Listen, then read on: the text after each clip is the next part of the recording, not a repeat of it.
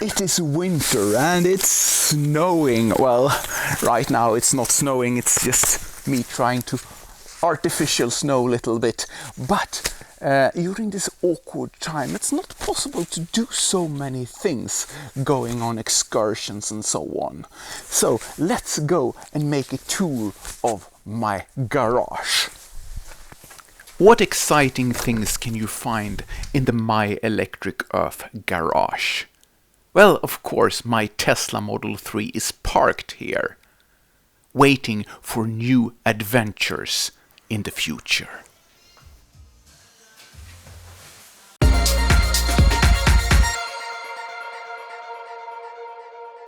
Having an electric car, you need somewhere to charge it. Quite early I arranged so I had a possibility to charge in a safe way. Here in between the skis I have my Tesla wall connector where I can charge the car with up to 11 kilowatt on 3 phases.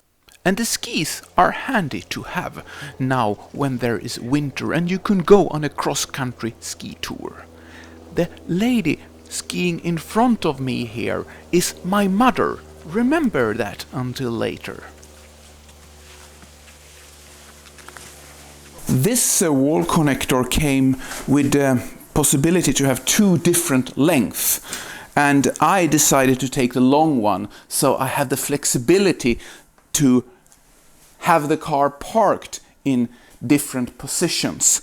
I think that is a good idea. Okay, you have to struggle with a long cable a little bit like this, but I think that is worth it in order to have the flexibility where to park the car and how to reach the charging port. Okay, as you can see, the car is almost fully charged, so I do not need to charge so much right now. But we can see that I'm charging here on 5 kilowatts, 10 of possible 16 amps, and I'm charging on 3 phases. I on purpose reduced the current charge speed to 10 amp in order to not risk the central fuse. Well, you never know when a machine in the house decides to start pulling a lot of energy from the electric grid. And if you in the same time is charging the car with full speed, then you might have an issue with the power supply to the house. Those 3 fuses are especially dedicated for the wall connector that I'm using for charging my Tesla. And there is also a ground trigger that will break the power if there is some failure with a connection to Earth. Okay, here is the electrical central in the garage. And first of all, we can see up here that I have a router for the internet spreading a wireless signal here in the garage. So the car should be able to pick up this signal really strong and receive software updates on a regular basis to my car. If you do not have the car connected to Wi-Fi on a regular basis, it will be taking much longer time until you will get the updates, and you will only get updates that is really important. Here I also have an internet cable, so I prepared the internet so it comes here to the garage in a convenient way. Then there is a lots of fuses here, and that is connected to my solar system that I have. Here is the inverter from Costal. It's a 4.2, and for natural reasons during winter time now, when there is a lot of snow outside, this one is idle all day. But when the solar panels are not covered with snow, they produce electricity during daytime, approximately 3,500 kilowatt hours per year. Cables are coming from the roof here into the inverter, and the inverter is converting the power from DC to AC and push it out on the electrical grid. And then I use the electricity, for example, to charge my car. And to all other devices in the home that needs electricity. If there will be any left, the electricity will be exported to the electric grid, and I will be paid for it through a net metering system. This system only supports 18 of my solar panels on the roof. But as you can see, I have 20, and 2 of them was added on a separate system, and this is why I have this special measuring here that is measuring the 2 separate solar panels, that is converting the power from DC to AC via so-called microconverters that is located up on the roof behind the solar panel. The total installation is 5.3 kilowatt, and I have been running this system since 2013. Here I'm also keeping my batteries for the electric mower that I have. Yes, it's not only the car that needs to be electric.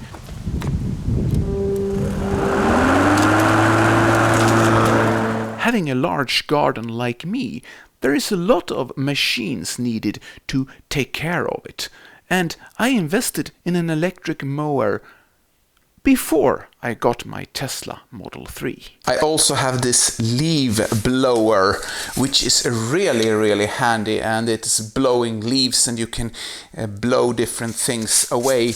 Also electric, and it fits with those batteries like this. The Roby brand has a wide variety of machines, all running on their standardized batteries.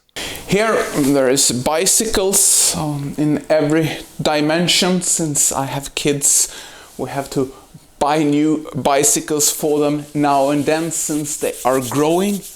But look what is here!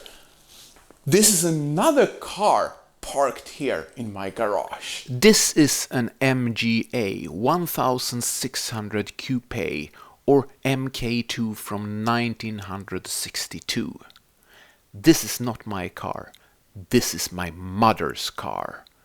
Her beauty, the car that she bought as her first car in her young age. She liked sports cars, cars with acceleration. So this car was chosen with care, and it was going through many adventures. So my mother didn't mind when her son bought a Tesla Model 3 with an acceleration of 4.6 seconds. She loves driving her son's car. So let's see now if I can enter this car and see how it works when I opening this car and sit here. Is it possible?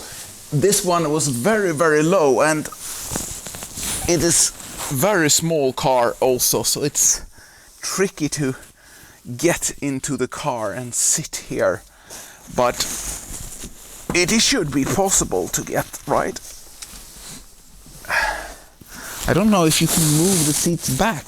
This car did only have 2 seats here and no space at all for any third person in the back seat. It is only a small space here to sit. And I remember as a small child, my mother drove me in the car and I was sitting there as a small child behind them in the car. I remember that it was cramped and uncomfortable to sit here. But being transported like this was just an exception, since I was the youngest of 3 kids in my family. My parents already bought another car before I was born, an Alfa Romeo Berlina. This car was not kept like the MG until today. But here you can see me running around 2 years old when the car was prepared for a vacation to Spain. Okay, so this is the MGA Coupe version, and Here we can see all the instruments and all the things that is in this car. Apparently there is only one back mirror on the car, no side mirrors. But if we look on the old pictures of the car, there is side mirrors mounted on the hood of the car. What have happened? The mirrors was disassembled since the position of the mirrors was banned by the authorities. They were considered a danger if there would be a collision with a pedestrian, making unnecessary harm to the victim. Look down here lays the starter crank. That I never in my life used for starting a car. This was a small lamp here for the passenger, so they could, I don't know if they were turning on with this button here. And what was in here, there was nothing, no place here to put anything. But here was different things that you had to use to drive the car. I think this was the indicator. You turn this one like this in some way, but now it is completely stuck. The car has 4 gears. That seems to be working anyway. One interesting detail is that the car's base plate is made of wood. The engine has 80 horsepower and makes 0 to 100 kilometers per hour in approximately 14 seconds. That was maybe fast for its time.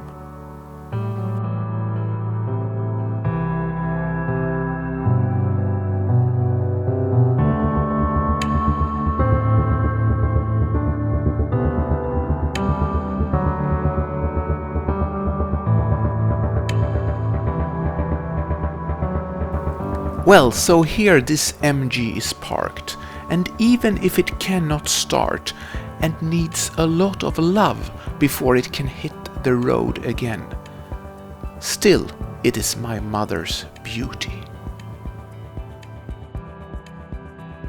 Well, that's all what I had to show you here in my garage. And if you would like to watch any of my other episodes, you are welcome to click on some of them here. And also, if you haven't subscribed to my channel, please do that in order to support my channel. Until next time, have a great life.